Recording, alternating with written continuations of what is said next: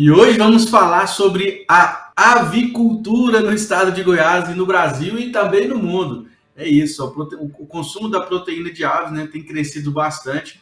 A gente tem acompanhado aí o mercado nos últimos anos e tem visto, né, que tanto a questão da proteína suína quanto a proteína de aves tem aumentado bastante o consumo, e desde sempre fez parte da refeição do brasileiro, né? E hoje todo mundo, pelo menos algum dia na semana, às vezes até mais de um dia na semana, consome a proteína de aves. E a gente chamou hoje para falar sobre esse assunto alguém que domina, né, a avicultura, que entende desse mercado, que tem ampla experiência, que está à frente aí de grandes empresas e de grandes associações relacionadas ao assunto.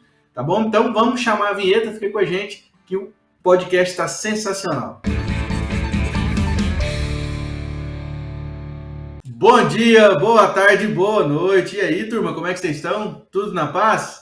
Então, estamos aqui hoje trazendo mais conteúdo para você que acompanha o nosso canal de podcast, o Agro2, que na verdade é um grupo hipermídia, né? Porque nós também temos o portal de notícias, que é o www.agro2.com.br, onde a gente traz informações diárias para você. Então, você já segue lá o nosso portal, já coloca aí nos favoritos no seu navegador de internet e já segue também nas redes sociais no @portal Agro2. Bom, deixa eu falar aqui sobre o nosso convidado de hoje. Ele é graduado em Administração de Empresas e Ciências Contábeis, com MBA em Gestão Empresarial.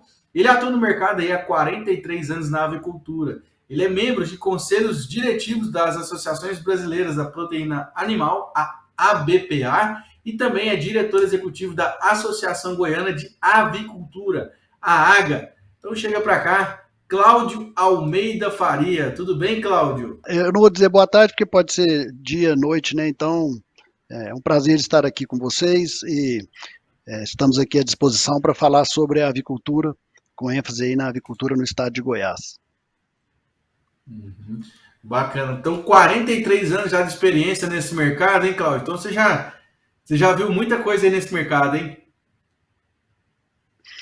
Sim, e para nossa satisfação, né, é um prazer trabalhar com a avicultura, um setor que é tão importante, né, na produção do alimento nobre, proteína rica e também uma proteína acessível, podemos dizer, né, a proteína mais democrática que existe, né, a proteína animal, e que é em constante evolução, né? Se pegar a história da avicultura, o Brasil mostra aí que vem se despontando e hoje o maior exportador mundial de frangos não é à toa, é por conta né, dessa grande evolução que ocorreram ao longo dessas décadas aí, da qual eu pude também participar, né, ativamente no setor, quer na empresa privada, quer também nas entidades das quais também eu tenho a oportunidade de contribuir. Bacana, nossa, que legal. Gostei bastante do que você falou aí sobre a questão de proteína democrática, né? Porque realmente, né, é o tipo de carne, né, que nós consumimos aí, que ela é saudável, né, porque ela não tem tanto teor de gordura, então ela consegue atender tanto a turma do fitness quanto a turma que gosta ali da carne assada, né, que, enfim, agrada todos os bolsos e todos os paladares também, né? E ela está presente hoje na mesa de 99% dos brasileiros, né, Cláudio? E quando eu falo, eu gosto aqui no Agro 2, como o nosso público é muito amplo, né? Quando a gente fala de agro, a gente tem aqui tanto produtores quanto entusiastas, apaixonados do mercado, especialistas, profissionais.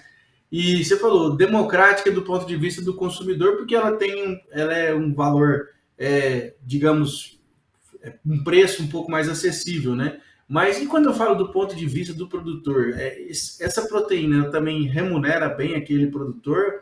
Ou esse produtor ainda tem muitos desafios aí para poder vencer nesse mercado? O sistema né, pelo qual é produzido né, o frango, também o suíno já vem acompanhando esse mesmo sistema, é chamado sistema de integração. Então, quando vem a pergunta, o produtor ele é bem remunerado? O produtor ele é remunerado da forma justa, né? Vamos dizer assim, e ele é remunerado até acima do próprio empreendedor, né? O empreendedor, quando eu falo, é o proprietário da agroindústria, os conglomerados das empresas das agroindústrias, que possuem margens né, muito pequenas. Né? A avicultura ela tem uma característica devido a uma expansão muito rápida, então ela tem como uma dos seus fundamentos, da sua base, a escala de produção. Então os frigoríficos, inicialmente, aí os frigoríficos abatiam 10, 20, 30 mil frangos por dia, hoje abatem 300, 450, né, mil frangos por dia. Isso demanda, né, uma gama de fornecedores e aí entre eles vêm os produtores.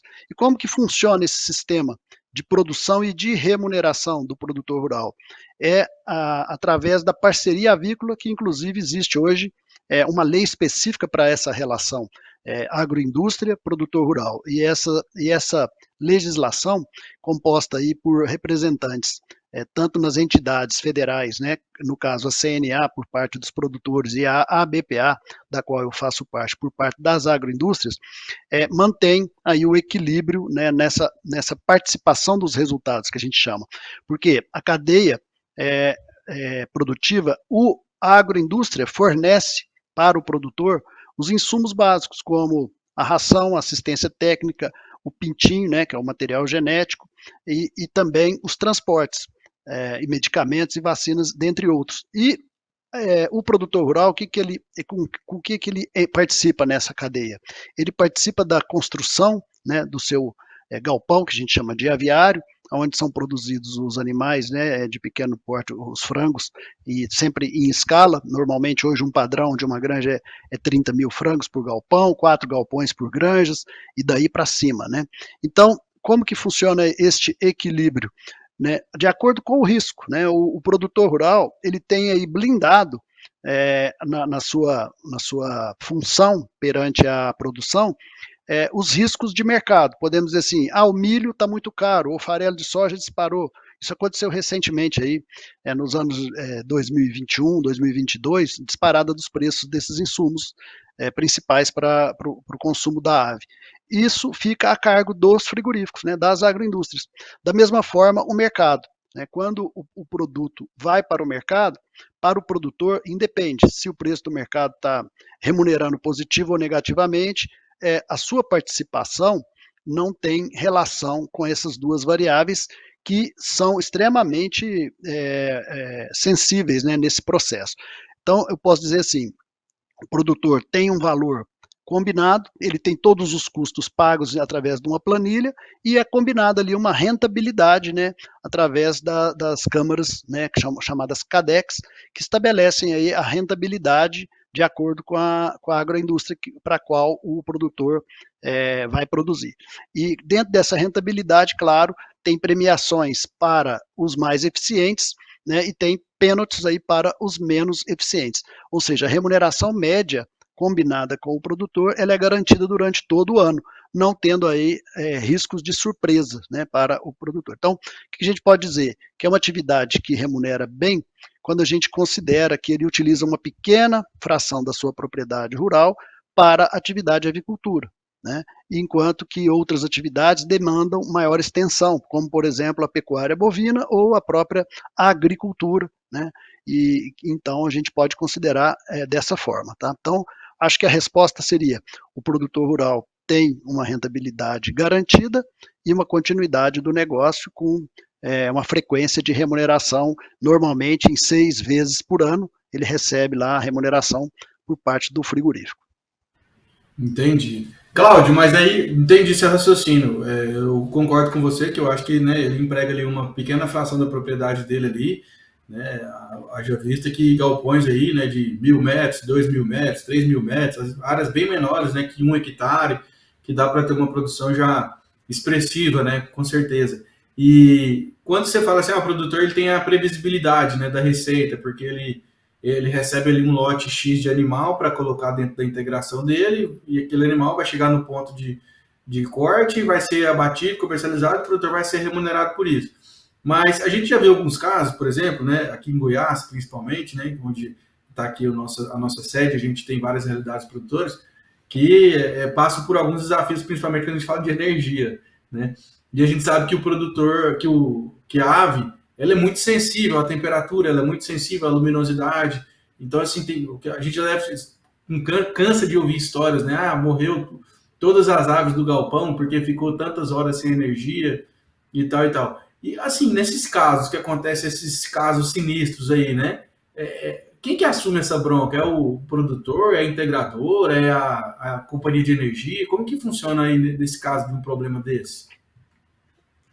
Excelente a sua colocação, e realmente a energia é um item essencial na produção de aves, visto que elas dependem de climatização, né?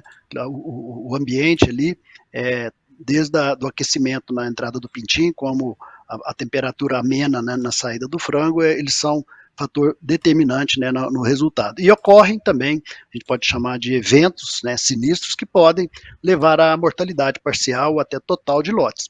Quando isso ocorre, varia a relação de acordo com os contratos entre as agroindústrias e os integrados. Eu posso citar como exemplo, né, na agroindústria que ocorre ali na região de Palmeiras de Goiás, que é, em fatos que ocorram esse tipo de eventos, a gente vai buscar a reparação do dano junto à companhia de energia, porque ela tem uma obrigatoriedade, né, de manter um nível de atendimento satisfatório que não cause prejuízo. Então, como que é feito o resultado do produtor num caso de perda, vamos supor uma perda parcial.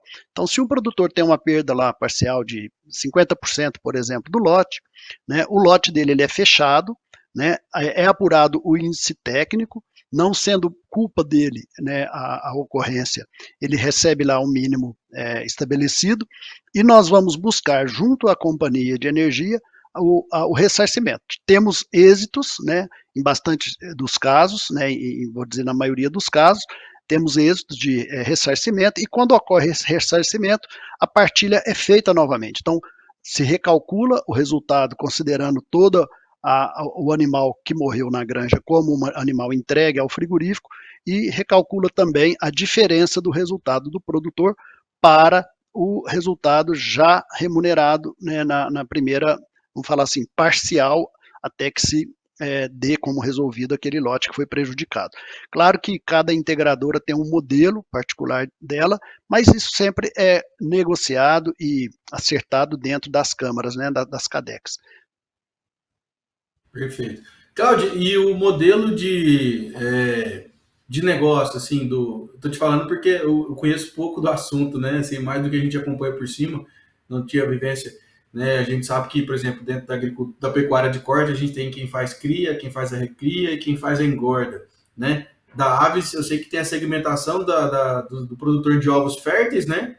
E do pintinho de um dia. Como é que é a segmentação da cadeia do produtor das aves? Mais uma vez, excelente pergunta. E para esclarecer, também varia de empresa para empresa. Normalmente, a gente fala que a avicultura é uma produção verticalizada, ou seja, a agroindústria compra lá os insumos básicos, né, para ração, as vitaminas, né, os aminoácidos e também os insumos principais, como milho e farelo de soja, misturam dose e entregam a ração balanceada para o produtor. Ao mesmo tempo, a agroindústria também normalmente fornece o pintinho para o produtor. Isso foi citado anteriormente. Algumas empresas colocam toda a produção dentro, né, da sua empresa. Por exemplo, vou citar, nós temos na São Salvador Alimentos, por exemplo, na PIF-PAF, na Nutrisa, que são produzidos todos os ovos e pintinhos na própria empresa e fornecido para os integrados. Mas existe esse segmento que você citou. Existe também empresas que terceirizam, né, as matrizes. Então, ela fornece a matriz e tem o produtor de ovos férteis. Então, esse produtor de ovos férteis também pode ser terceirizado. E isso ocorre, por exemplo, na região de Rio Verde, né? Na BRF, eles trabalham também desta forma, né? Eles segmentam, passando uma parte da produção de ovos férteis para terceiros. Então, eles também têm lá os índices zootécnicos e recebem pela produção, sendo que os insumos são fornecidos pela integradora, né? Então, em resposta aí a sua pergunta, nessa etapa da produção de ovos, ocorre também a segmentação de produção direta ou produção indireta através do sistema de parceria. Já em relação aos pintinhos, que são a incubação dos ovos férteis, né, produzidos aí nas fazendas, interna ou externamente, conforme a gente já falou, os incubatórios são próprios das agroindústrias. Então, é um segmento que requer, né, um cuidado muito especial, porque ali você está fazendo a gestação, né, vamos dizer assim, do embrião, do pintinho, né, até o nascimento, inclusive com tratamento de vacina, pouca gente sabe, mas a gente vacina o ovo, né, uma microagulha lá, entra, faz as vacinas antes mesmo do pintinho nascer, né, facilita bastante, não tem movimento, né, do animal, e dessa forma entrega aos produtores esses pintinhos, né, que são criados no regime de parceria nas granjas de produtores rurais. Então, a etapa do produtor se limita ao recebimento do pintinho, recebimento de ração, produção de frango, entrega do frango para os transportadores e, vamos dizer, o contrato de parceria se extingue ali na plataforma do frigorífico, que é onde os frangos são pesados. Dali para frente, a atividade é assumida 100% também pelas agroindústrias que processam o abate, comercializam, distribuem os produtos. Bacana. O Cláudio, e quais os números, assim, os big numbers do mercado que você pode trazer para a gente? Hoje, assim, Goiás está em qual posição no cenário nacional? Não sei qual que é o termo correto você falar, por quantas cabeças, né? Nós temos aqui em Goiás. Qual que é a melhor terminologia aí para a gente definir Goiás no cenário nacional? Goiás ocupa aí a quinta colocação no ranking, né? A gente pode dizer. O ranking nacional assim tem os estados do sul, né, os 3 principais produtores, né, com destaque para o Paraná, que tem sozinho mais de 36% da produção nacional, né, depois Santa Catarina, né, Rio Grande do Sul, e aí São Paulo, nessa ordem. Até 2021, 20 para 21, o estado de Minas Gerais era o quinto, né, Goiás já ultrapassou Minas e Goiás hoje está no calcanhar de Aquiles ali de São Paulo para chegar à quarta posição. Temos amplas possibilidades de chegar aí à quarta posição. Em relação aos números, né, a nossa produção corresponde a 8,20% da produção nacional, tá? E o estado de São Paulo 8,48%. Então, assim, questão decimal, né, de estarmos chegando aí na quarta colocação, ficando apenas atrás dos estados do sul. Quando a gente compara Goiás com os estados do sul, nós podemos dizer o seguinte: a avicultura no sul do país, ela tem pelo menos aí 50 anos à frente da avicultura goiana, eu digo em questão de tempo de existência, né? Onde começaram as primeiras integrações na antiga Sadia, antiga Seara, né, que eram os abatedouros à época, né, o Pacol e assim por diante. E depois as grandes cooperativas do Sul, e depois já uma avicultura mais recente, que é a avicultura goiana, que tem aí cerca de 30 anos, que se destacou, né, com os implementos, a implementação dos grandes projetos agroindustriais aqui no estado de Goiás, né? E aí as próprias empresas locais também tiveram oportunidade de crescimento no modelo das grandes agroindústrias que chegaram para compor aqui a produção no estado. O estado de Goiás abate hoje 500 milhões de frango por ano, né? Nessa participação, produz 1.250.000 toneladas por ano, que geram faturamento para as agroindústrias em torno aí de 10 bilhões de reais. Tá? Esses são os números principais. Importante dizer, é um setor extremamente empregador, né? São cerca de 30 mil empregos diretos, quando a gente fala somente nos frigoríficos, nessas grandes incubatórias, fábricas de rações e nos integrados. Quando a gente soma todos esses empregos diretos, a gente chega aí na casa de 30 mil empregos diretos, sendo que para cada emprego direto, o multiplicador é na cerca de 8, né, postos de trabalho, quando você pega a cadeia produtiva de tudo que foi produzido para o desenvolvimento da atividade da avicultura no estado de Goiás, né, ou em outro estado também, né, o multiplicador. Por quê? Porque ele envolve toda uma produção de grãos, ela envolve toda uma produção de combustíveis, uma distribuição, transportadores, né, são centenas, né, posso dizer, são milhares, quando a gente fala da avicultura de Goiás, são milhares de veículos, caminhões, frotas que trabalham, movimenta muita carga, né, tanto do insumo, como também das rações e dos animais vivos e depois congelados. Então, isso tudo gera um grande impacto e um grande desenvolvimento, inclusive no IDH dessas cidades que sediam, né, as principais agroindústrias aqui no estado de Goiás. Bacana, Cláudio, perfeito, né? Deu para ver que o domínio que você tem aí da cadeia e do mercado como um todo aí é gigantesco. Então, em nome do Agro2, do público todo, gostaria de agradecer o seu tempo, que você trouxe para a gente informações tão valiosas. Obrigado aí por parar um pouco o seu expediente aí e poder conversar com a gente, viu? Aqui sempre à disposição, né? É um prazer poder levar aí, através da comunicação, informações importantes, relevantes também para o público em geral, principalmente o produtor rural, né? É parcela tão importante nesse nosso processo produtivo e que ajuda a gerar oportunidades, né? Tanto no campo como também nas agroindústrias e no comércio, na logística, que é um item extremamente pesado no nosso segmento, e é por isso que a gente nos move, né, para estar sempre aí à frente, buscando esse crescimento e colocar Goiás aí entre os principais estados produtores aí de frango. Tamo junto, obrigado você que acompanhou também aqui até o final essa entrevista. E ó, paga nós, inscreve no canal aí, deixa seu like, comenta, compartilha, me fala qual que é a sua dúvida que você tem aí sobre o mercado de avicultura. Comenta aqui, vamos esparramar no mundo. Fechou? Valeu pela sua presença, até a próxima, tamo junto, um abraço, tchau, tchau.